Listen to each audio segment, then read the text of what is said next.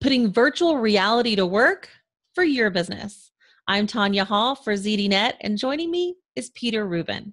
He is a senior editor at Wired and author of the book, Future Presence: How Virtual Reality is Changing Human Connection, Intimacy, and the Limits of Ordinary Life.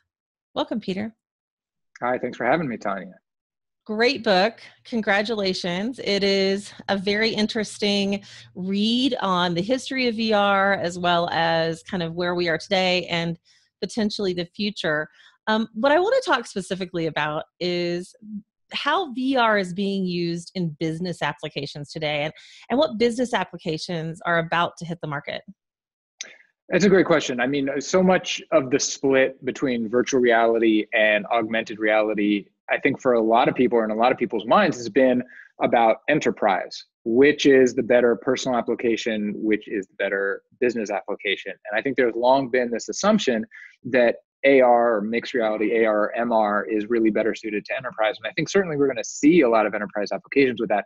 But what's surprising is VR's kind of early days, at least in this renaissance and this kind of rebirth of consumer VR, how much we've seen businesses being able to use it in interesting ways. And a lot of that is really focusing on the power of visualization, whether it's a pediatric surgeon who is able to operate on an infant's heart because he had the ability to create kind of a 3D virtual reconstruction and kind of practice on it that way, or a company like Striver, which does sports training by allowing everyone from hockey goalies to football quarterbacks to be able to run repetition after repetition after repetition in a VR simulation without having to get everyone else on the team involved and taking all that time to set up and tear back down. So it's really the ability to try things again and again and again. And you couple that with the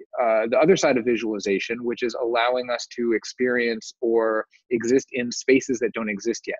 And so you're seeing architects and design firms create finished products in VR that are a representation of what a blueprint shows you in kind of a flat medium, but can never really bring to life.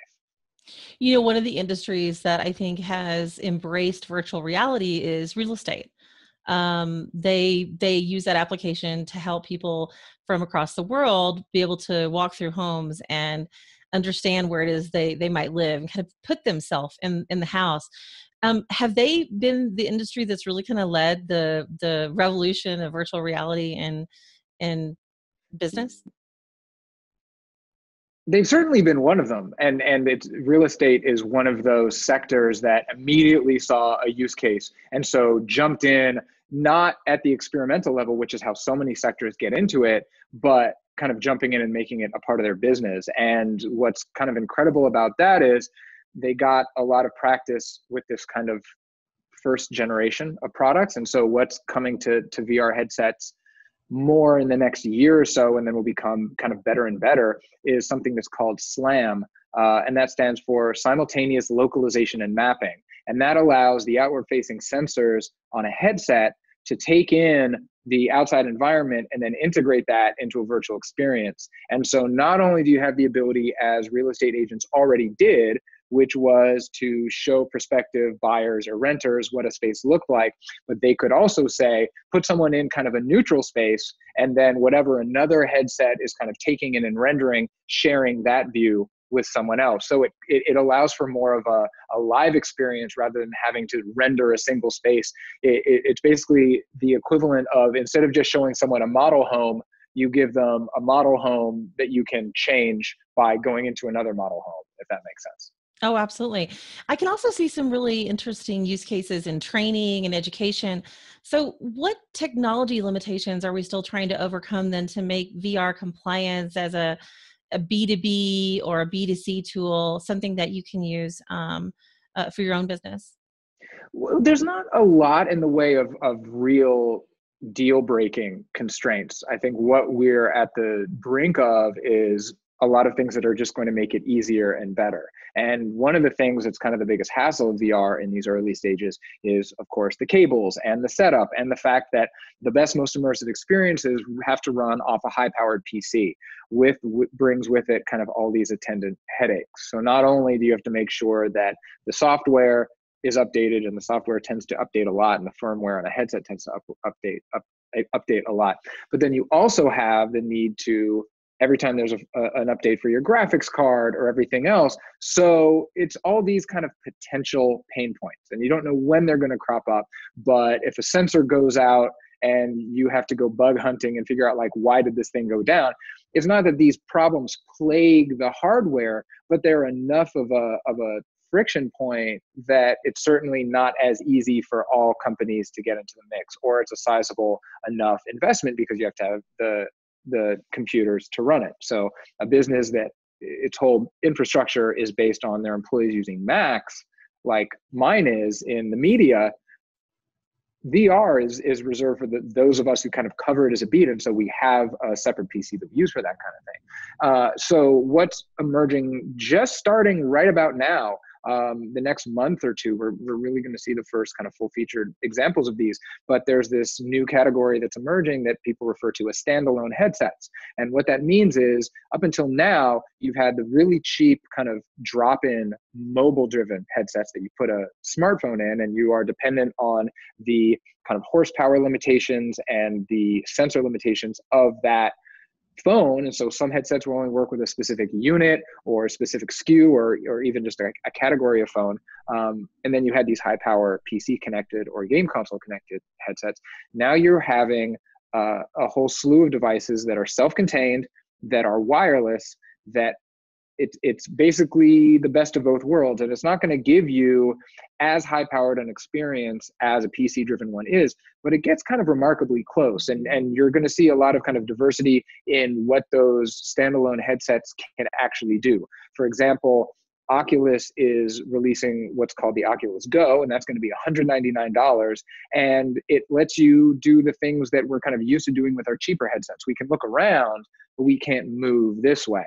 If I was in VR talking to you via webcam and I leaned in to get a closer look at my computer, nothing would change. You need something called positional tracking for that.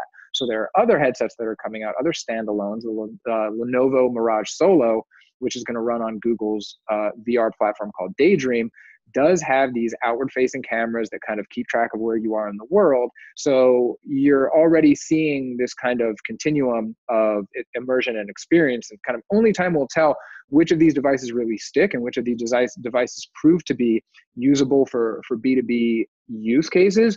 But arguably, the ability to just take off a headset and hand it to a client or hand it to someone at a meeting trumps some of the shortcuts that you might need to take as far as kind of rendering the most immersive experience possible, because that shareability and that ease of use, I think in some cases, in the right cases, is going to go just as long a way as the biggest bang that you can possibly get for your money.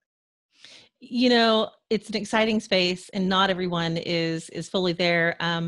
I think you've got some great ideas. What are some of the best practices that you've got for maybe businesses that are interested in getting and using VR?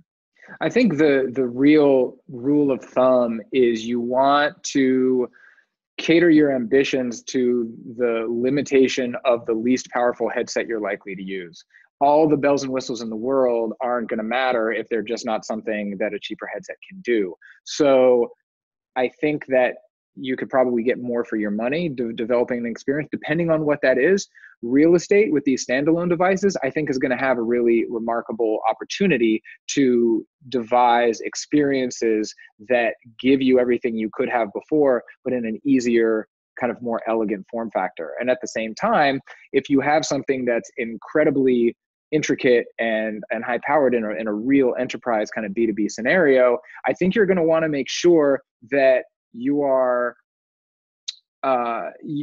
building this to make sure that people are comfortable. And I know that seems like a very obvious thing, but too often people are kind of blown away with the potential of what they're able to realize with a virtual experience. And they're not thinking about the fact that because they're in a B2B setting, they're dealing with people who may not have a lot of experience in a headset. And so you kind of need to cater to maybe a higher degree of sensitivity to things like simulator sickness or just general discomfort. A lot of people who use VR in its early days have gotten used to having the headset on for an hour or two, but you want to make sure that you are giving people as stable and comfortable an experience as possible. I am excited about this space and I follow your work. I love what you write about virtual reality and what's happening. I hope that somebody will consider checking out your book, Future Presence. It is how virtual reality is changing human connection, intimacy, and the limits of ordinary life. If somebody wants to connect with you, Peter, maybe they want to get a copy of your book, how can they do that? Sure. Easiest way to get a copy of the book, rather than just going to wherever and searching for it, is if you go to futurepresencebook.com. That has a little bit more about the book, as well as an excerpt. And then there are links out to just about every retail outlet you can imagine to order the book. It's also on the new releases table for the first couple of weeks at every Barnes & Noble in the country. So if you just walk in to a Barnes & Noble and hopefully a lot of other bookstores, it should be easy to find. Most bookstores should have it if you ask for it. And as far as catching up with me on social media, I would say Twitter is probably the best place for that. And I can be found there at Proven Self, PROVENSELF. Thanks again, Peter. And, if you want to follow me, you can. You can find my interviews and work right here on ZDNet or Tech Republic, or maybe go to my website. Go to tanyahall.net. That's TONYAHALL.net. And there are connections to all my social platforms. But if you want to chat, go to Twitter. I'm at Tanya Hall Radio on Twitter. I'd love to hear from you. Thanks for watching.